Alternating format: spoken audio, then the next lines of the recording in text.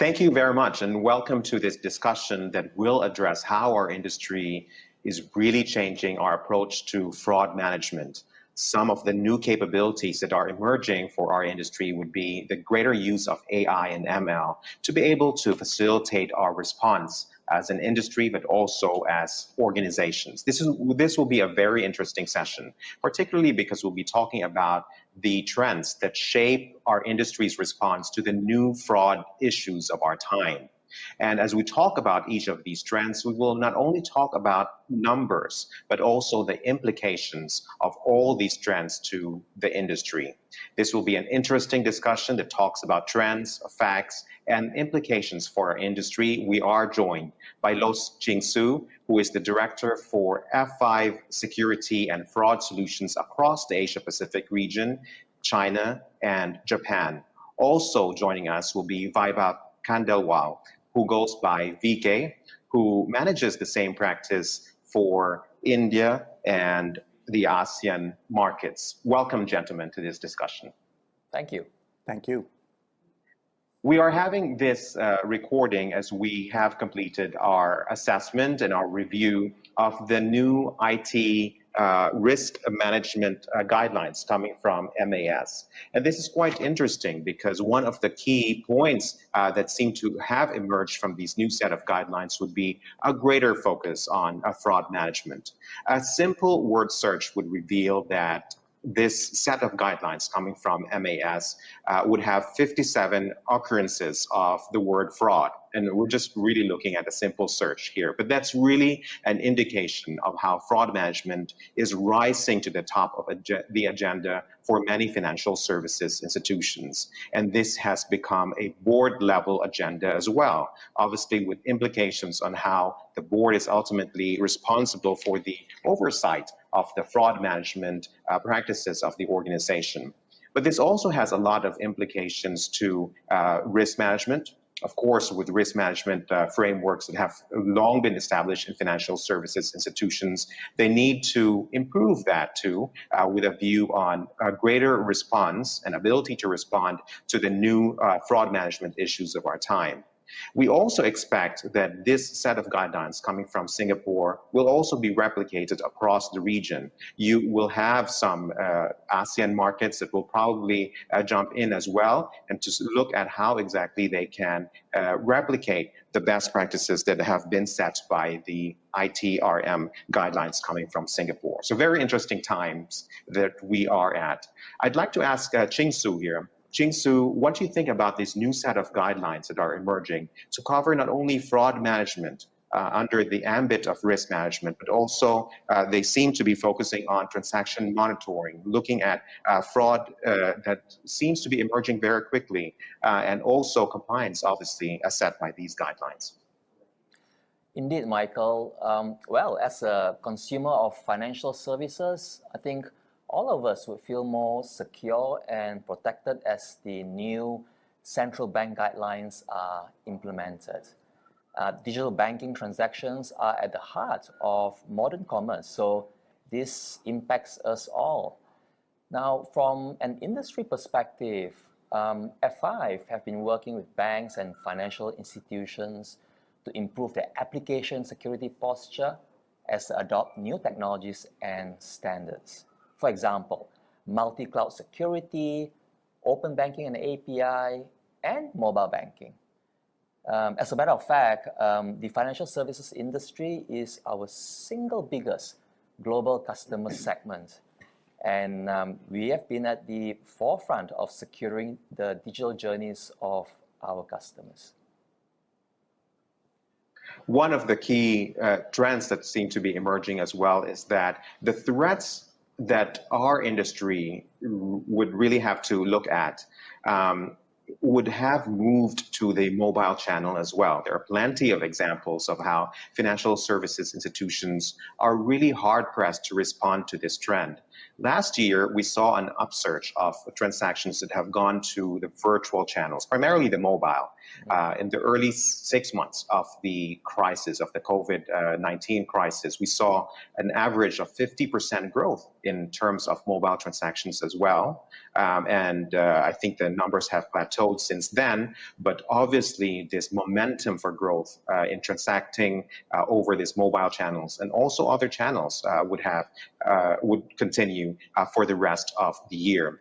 One of the key things we'd like to address in this conversation is how would institutions really assess the risks, but also the fraud issues emerging out of the transactions that are moving to these mobile channels? Yeah, without a doubt, the pandemic has certainly accelerated the shift to mobile banking. Our customers have seen mobile banking utilization grow exponentially. But with that comes the concerns and challenges of user experience and security. So whilst we have been helping our customers with their core application delivery, scalability and visibility for a long time, we are also working to enable similar outcomes for their mobile banking to be on parity with internet banking. And that also means beefing up the security of mobile banking, payment, and wallet applications. Yeah. And VK, as you look at other parts of the region, ASEAN being your area, also India as well, what are the trends that we should really look at? Michael, yeah, that's a great point around ASEAN and India. I think those are young markets with a demographic which is far younger than a lot of other markets we operate in. And the mobile affinity there has been there for many years before. The trends we see is sort of the confluence or the amalgamation across and the lines blurring between telcos, banking, and even e-commerce. We are seeing banks partnering with e-commerce players so that customers can seamlessly continue their transactions on the mobile platform. And of course, the question then comes is that how do you secure this seamless interaction across different industries, and what role F5 and Shape can play for our customers in that continued journey? And there are plenty of examples of how these different industries are converging, particularly financial services and e-commerce, which I think has a natural affinity to really converge. Kotak in India, for example, Kotak Bank in India has this facility. Can you tell us, VK, about that? And I also see a couple of other banks that are moving towards that direction of convergence. Yeah, I think this just got announced and caught my attention, Michael. I think as you in the industry consulting space as IDC, I know you've been speaking about the idea of the seamless username password, how you could log in from your banking application and do a variety of transactions while you are actually fulfilling your day-to-day needs, like Jing Su said. And I think it's a very interesting partnership where customers in India who want to go on the Amazon platform can actually go on it via the Kotak Bank mobile app. And I think that's a good trend which we are seeing, where banks, as the security bearers of online transactions, customers have more comfort in doing a variety of other things through that channel. And I think that higher ground that banks have compared to anyone else in security helps them in these partnerships. Also attracting our attention is the ability of a bank in Malaysia, Hong Leong Bank in specific, to be able to offer financial services products on the Shopee platform as well. Very interesting capabilities that are suddenly available, but I think changing the nature of risks that we have to respond to, but also changing the nature of fraud that might eventually escalate. So let's talk about Shape in the context of F5. F5, a long-standing solution for many organizations. I think Ching Su's point really did underscore how you are quite prominent in the financial services industry. But Shape takes the capabilities of F5 to a deeper level as well. Ching Su, what is the vision of Shape in the ambit of F5? Yes, we complement AI and ML, artificial intelligence and machine learning, on the front end, where banks use it for customer acquisition and revenue growth. But especially now, after they've acquired the customers, banks and fintechs realize the need to manage user experience, customer retention, and revenue leakages on the back end. And that's where Shape's AI and ML-powered real-time fraud prevention solution comes in to help them by improving the security, fraud, and risk management posture. Interesting. And of course, the greater use of AI and ML will change the risk management frameworks of financial services institutions. What is the opportunity here? Is it about the ability to detect an anomaly of all these transactions? Because obviously we know that the transactions are increasing significantly. Is it to detect the accuracy, to also know how exactly we are able to respond and respond well? What is the AI and ML opportunity, especially for fraud? That's a great question, Michael. We observe that banks are increasingly moving from transaction and monitoring-based risk assessments to using real-time user behavior even before the transaction gets initiated. So they'd like to move from an insight, which is seeing what is now, to a foresight, which is predicting and mitigating what is about to happen by detecting patterns of fraud. So that's where Shape, with our patented AI and ML technology, comes into play, augmented with data scientists and AI engineers to work with the bank's security, fraud, and risk management teams. What are the results that have been seen from the early implementations of Shape as well? So you talked about the ability to predict what will happen, to gear up the organization to respond and respond very well. What are the results so far? Yeah, our approach is quite different. We provide an outcome to the security, fraud, and risk management teams, not commonly a score that they need to take an action on. So we use both linear and non-linear signals to detect if the application interactions are by humans or bots, whether they are good or bad bots. In other words, what is the intent? And the results are evident. For example, a global payment processor was able to save $3.5 million every month just from fraud losses. For another bank, we were even able to save compute costs by reducing unnecessary bot traffic. So we are making sure that banks now have better readiness to respond to new threats and reduce time to resolution. Or even better, prevent them altogether. Compelling case studies there, and we will dig deeper into these case studies and the capabilities of Shape. And in light of all these regulations that are emerging that would cover not only risk management frameworks that really need to be reestablished, but also transaction monitoring and the ability to respond very well, how will Shape be able to assist banks in specific? BK? Yeah, Michael, well, there are really a variety of fraudulent transactions which may be just hiding in plain sight. One key challenge we see with, for example, digital-only banks is the issue of fake account creation. You do not have a real KYC happening at the branch. Banks understand that user PII data is leaked and fraudsters can create several accounts in name of other non-suspecting users. Now that is a problem. There are various motives to engage in such activity.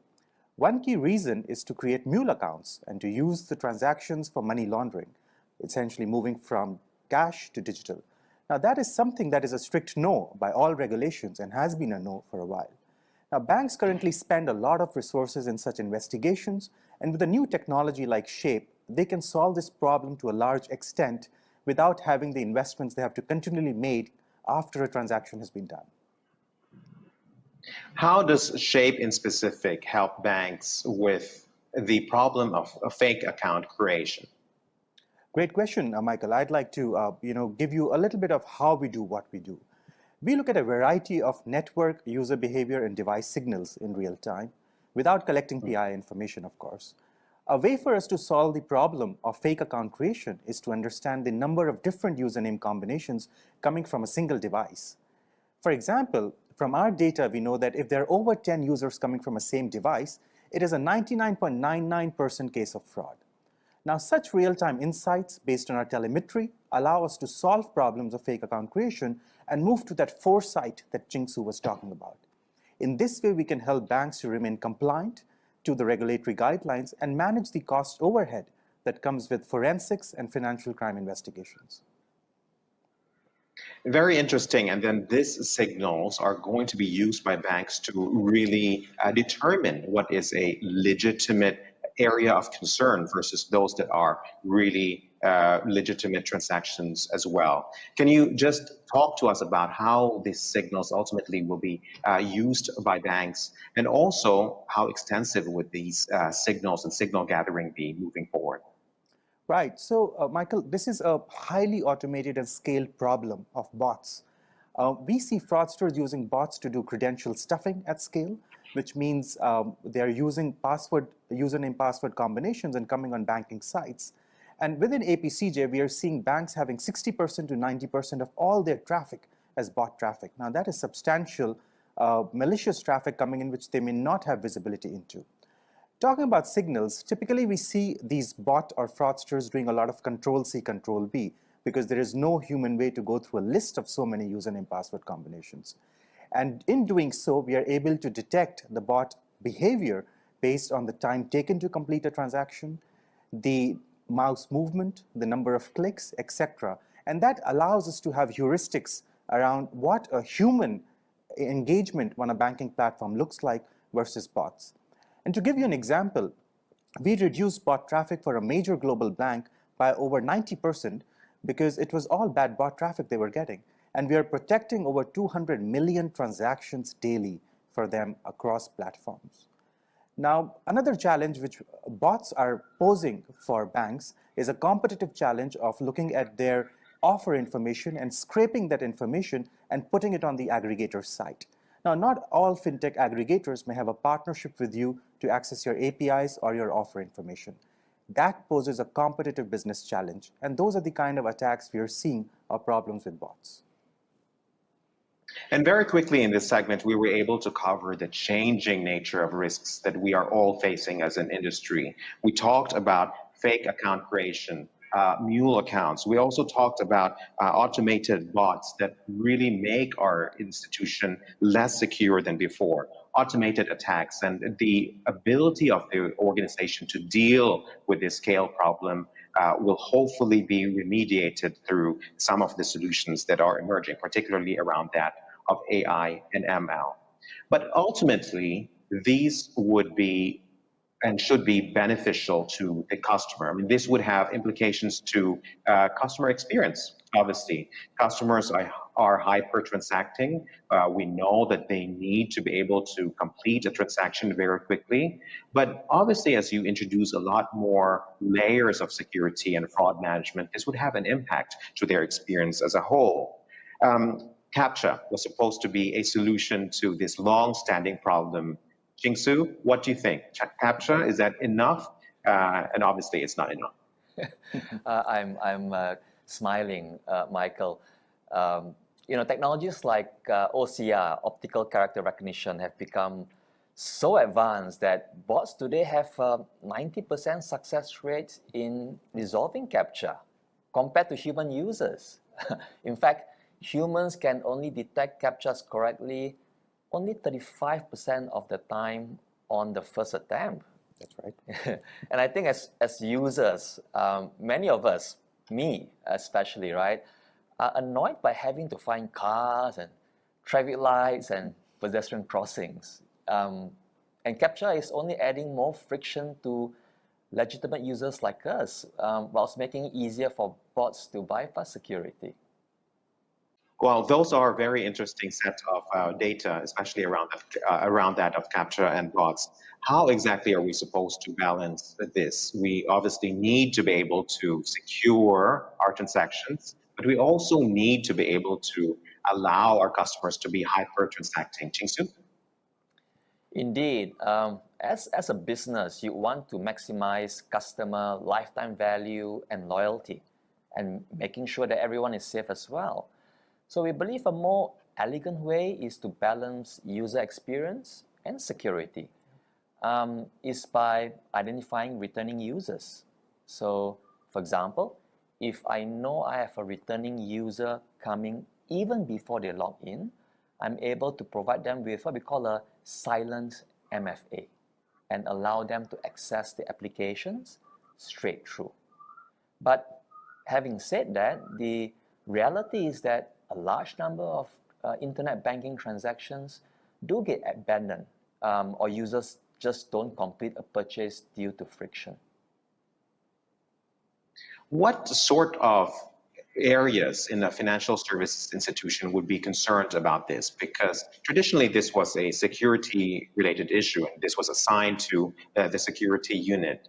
Then suddenly we're talking about transactions that need to go through very quickly, and therefore you're looking at the virtual channel heads, you're looking at the product heads as well. And then as you look at the ability of the organization to respond, and then suddenly you're looking at operations too, because if you look at the amount of traffic that's happening online, you almost need to approximate the amount of traffic that will happen in the contact center, especially if there are problems that would arise with all of these transactions. So this seems to be a trend that we need to watch out, particularly because this broadens the remit of risk management, fraud management in specific too. So what sort of banks, business units would really need to look at these sort of solutions that are emerging?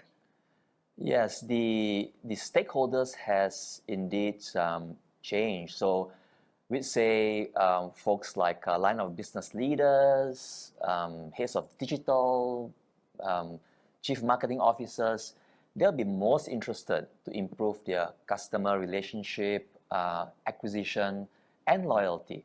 And of course, their top and bottom lines as well. They spend a large proportion of their budget in creating campaigns and brand affinity to attract customers to the platform. And they're keen to minimize transaction abandonment. Now, having said that, security practitioners are also a key part of the stakeholders by helping to validate technologies that can positively influence the commercial imperatives. So, for example, a major payment processor is looking to give 30 days silent authentication to returning users so that they can intuitively initiate and complete new transactions.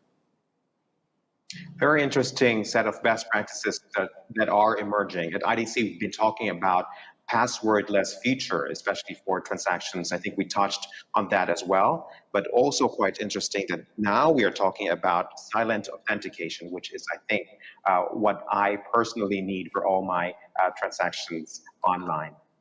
Which brings us to a conversation on platforms. Obviously, this concept of platforms have been discussed well in our industry.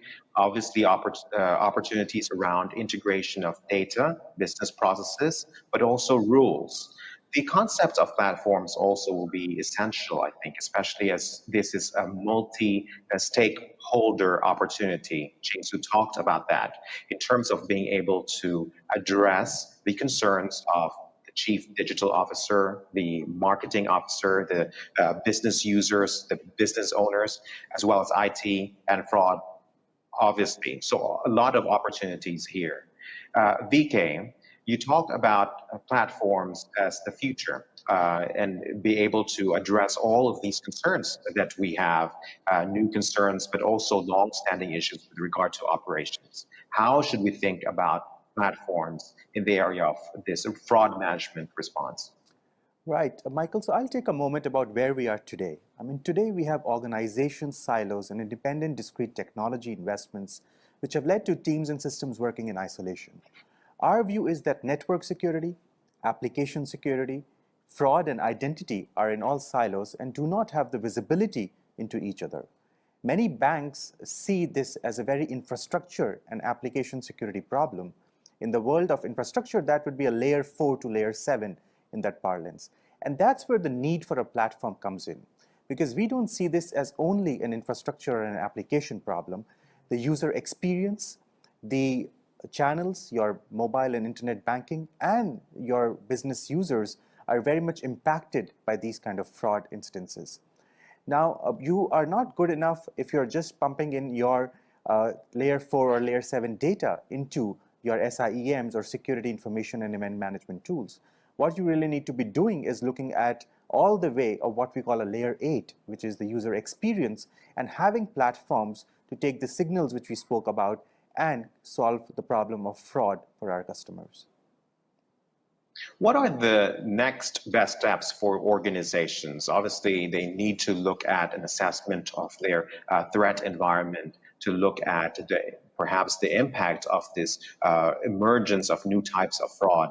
But ultimately, shouldn't they be working towards FraudOps, which is, I think, going to be quite popular in 2021? Yeah.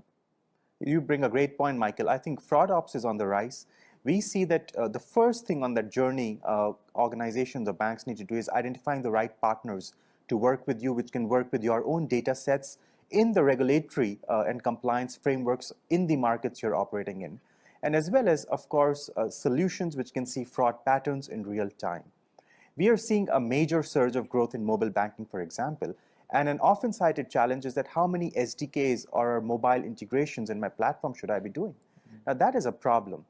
And that's why you are looking at AI and ML solutions which have both supervised learning and unsupervised learning. Technologies which come in with teams and as services along with the AI ML capabilities for you to deliver your FraudOps agenda.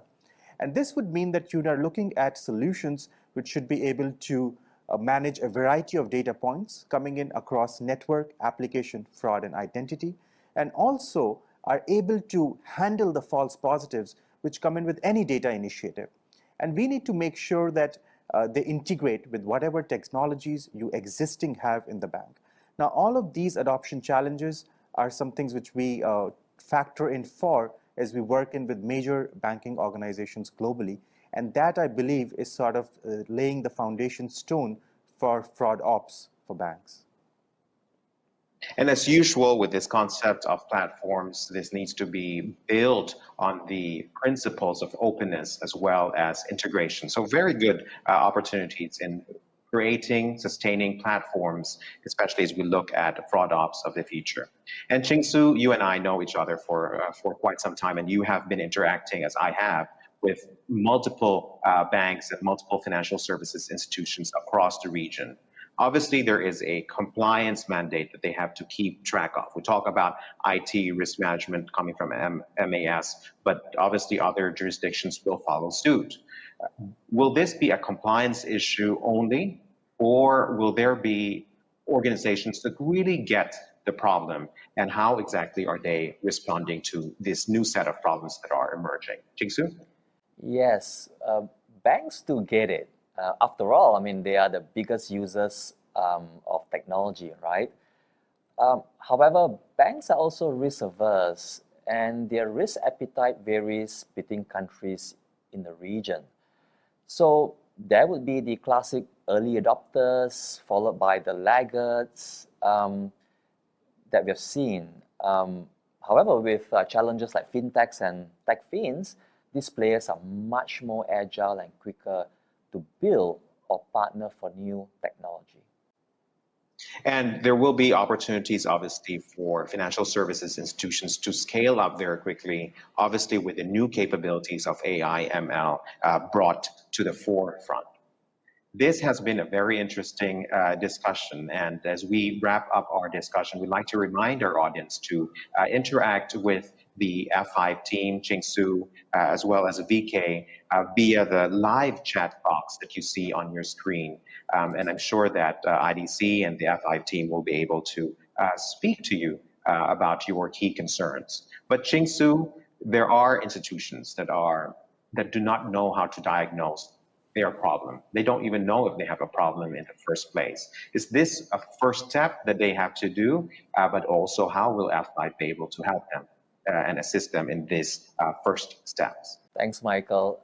We are engaging several banking customers in the region to offer them a view into their bot and human traffic across their various digital properties. So please reach out to us for an assessment of your digital traffic. You might just be surprised at the insights. VK, Ching-Su, thank you very much for your time. I think that this will be the first of many conversations that we will have to really assess what are the emerging risks that we have to keep track of and how organizationally we respond and respond well. Thank you, Michael. Thank you, Michael. Thank you, VK. Thank you.